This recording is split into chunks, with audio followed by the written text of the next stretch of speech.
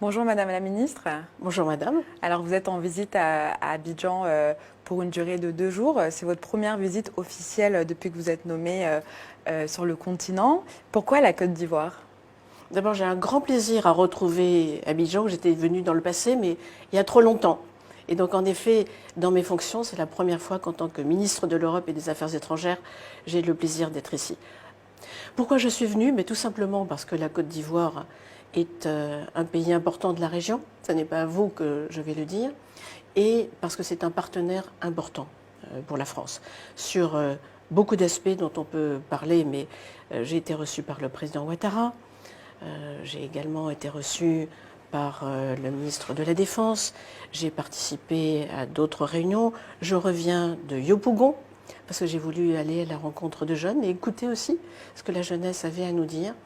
Et si je dis que nous sommes un partenaire important, c'est parce que c'est vrai dans la durée, aussi bien dans le partenariat économique que nous avons avec des entreprises, avec une politique de partenariat que nous rénovons, que dans des secteurs nouveaux où nous voulons coopérer, en particulier en regardant tout ce que nous pouvons faire de plus pour répondre aux besoins du pays en matière culturelle, en matière d'innovation, en matière aussi d'agriculture, où une partie de nos actions va être réorientée sur des actions concrètes en fonction des besoins que le pays exprimera auprès de nous.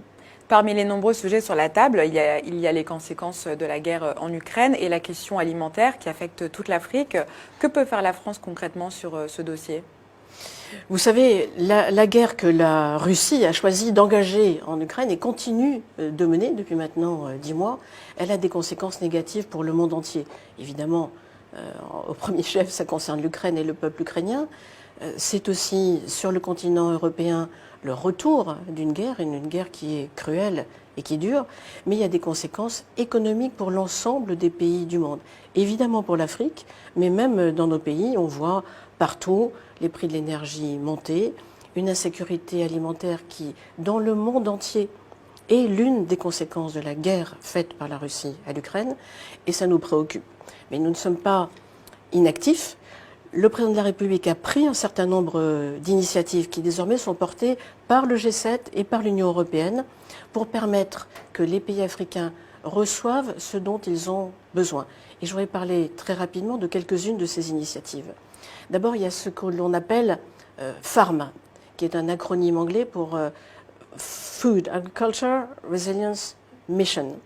Nous aidons via les organisations internationales que sont le FIDA, le PAM et la FAO, à ce que les marchés mondiaux agricoles restent transparents, que les informations puissent s'échanger de façon à ce qu'il n'y ait pas de, sur la part sur les marchés mondiaux, de la part des différents acteurs, de comportements anormaux. Il faut continuer d'entretenir les flux commerciaux normaux. La deuxième ligne d'action, le deuxième pilier, si vous voulez, de Farm, consiste à permettre l'accès à des prix raisonnables pour les pays les plus vulnérables, ceux qui en ont besoin en priorité. Je dis bien à prix raisonnable, et là c'est l'action du PAM. Et enfin, nous aidons, et tout ceci nous le cofinançons avec nos partenaires, nous aidons à la résilience des agricultures qui sont les plus affectées aujourd'hui et qui doivent orienter leur production de façon peut-être moins exposés aux flux d'importation ou d'exportation de la part des pays de la région, de façon à consolider leur base agricole. La guerre que la Russie mène en Ukraine, elle a des conséquences négatives sur tous les pays de la planète. Et il est important que tous nous nous rassemblions pour porter ce message à la Russie que ça suffit. Ce qu'elle fait du tort à trop de pays, sous toutes les latitudes, et qu'il faut maintenant qu'elle ait un autre comportement. D'accord, là on a parlé d'insécurité alimentaire, Oui. je vais parler d'insécurité en général. Les groupes terroristes gagnent du terrain sur le continent, on constate des coups d'État au Mali, au Burkina, en Guinée. La Côte d'Ivoire pour l'instant semble être épargnée, mais est-ce que vous êtes inquiète pour la stabilité dans la région? Alors, dans la région et avec quelques pays que vous venez de citer, nous avons dû malheureusement constater tout à la fois qu'il y a des coups d'État et parfois des coups d'État à répétition. C'était le cas en particulier au Mali, et avec comme conséquence une incapacité des nouvelles autorités à faire ce qu'elles avaient promis de faire à leur population, dont elles trahissent les besoins de sécurité, puisque on voit que les groupes terroristes ou les groupes armés progressent, que l'instabilité s'installe dans ces pays. Et qui plus est, que les autorités issues du double coup d'État au Mali ont dû faire recours à des mercenaires, à des milices russes, Wagner, pour les nommer, qui non seulement sont d'une très grande inefficacité pour lutter contre les mouvements terroristes, mais qui elles-mêmes commettent des exactions sur les populations. Donc c'est le pire des mondes et on a une junte qui s'enferme sur elle-même et qui devient prisonnière d'un groupe de mercenaires étrangers, qui n'est pas inspiré de bonnes intentions, croyez-moi. Donc nous ne souhaitons pas que le même schéma se reproduise au Burkina Faso. Mais nous appelons à la vigilance sur ce point, parce que ce qui s'est passé au Burkina Faso, avec l'apparition spontanée de drapeaux russes, doit nous interpeller les uns les autres. Je ne crois pas que la population, de façon naturelle, en soit venue à penser que la Russie allait lutter contre les djihadistes. Ce n'est pas le cas, c'est faux. Alors justement, en parlant de population, en toile de fond, il y a un sentiment anti-français qui se propage. Pour vous, quelles sont les causes et pensez-vous que la Russie joue un rôle important ? Je le pense. Je vais commencer par la fin de votre question, donc j'y réponds directement. Je serai plus nuancée sur la première formulation qui a été la vôtre. Je crois qu'il faut distinguer le discours anti-français de la réalité. Et le discours anti-français qui est véhiculé par un certain nombre de forces que l'on voit à l'œuvre, et parfois sur plusieurs années, dans plusieurs pays, vise précisément à ancrer un sentiment anti-français.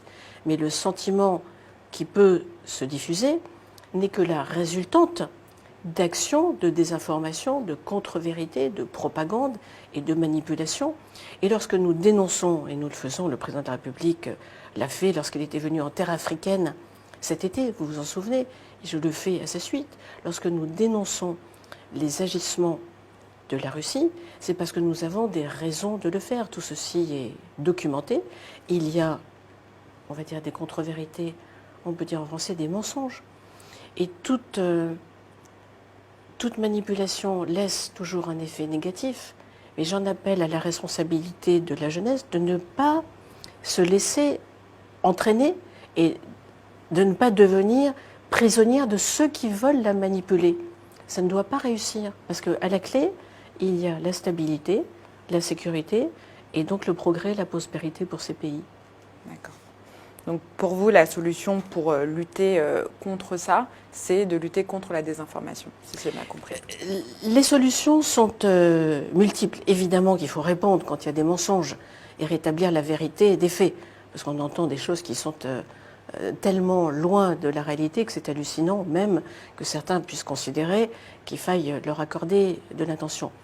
Mais au-delà de ça, il faut bien sûr qu'il y ait des pays organisés, qu'il y ait de la bonne gouvernance, et que ces pays soient à même de continuer leur trajectoire d'émergence, comme c'est le cas en Côte d'Ivoire depuis une dizaine d'années. La Côte d'Ivoire va mieux, ses performances économiques sont bonnes, et l'enjeu maintenant est de tout à la fois garder cette dynamique de progrès et bien sûr de mieux diffuser dans l'ensemble du pays, dans toutes les couches sociales et pas seulement dans des couches privilégiées et pas seulement dans des régions plus favorisées, mais aussi dans toutes les régions du pays, diffuser cette dynamique de développement qu'on appelle aujourd'hui l'émergence.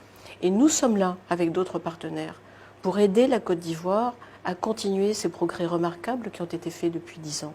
D'accord. En parlant de partenaires, début novembre, le président français Emmanuel Macron, après avoir annoncé la fin de l'opération Barkhane au Mali, a annoncé l'ouverture de discussions sur des nouvelles stratégies militaires en Afrique. Avec quels partenaires la France compte-t-elle travailler en priorité? La Côte d'Ivoire, le Niger ou le Tchad qui connaît aussi une instabilité politique depuis un moment?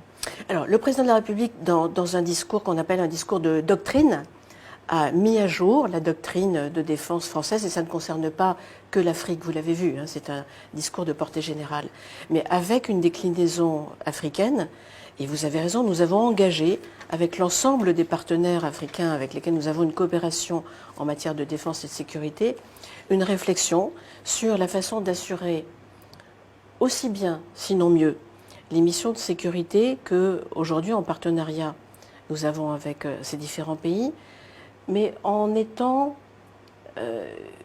visiblement plus aux côtés de ces pays, à leur côté et non pas devant eux, je ne dis pas derrière eux, mais en accompagnement et en montrant clairement que nous avons des actions de coopération qui correspondent aux vœux d'ailleurs de nos partenaires, mais que nous devons mener en pensant dans la durée que nous sommes là pour répondre à des besoins de sécurité, pour répondre à des besoins de formation.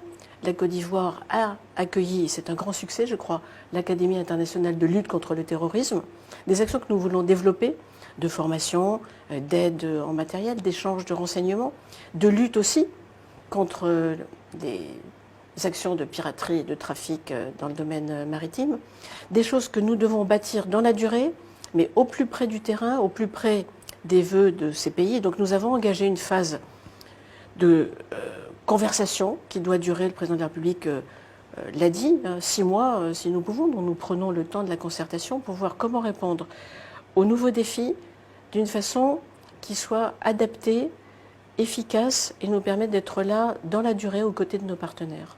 Merci Madame la Ministre d'avoir répondu à nos questions.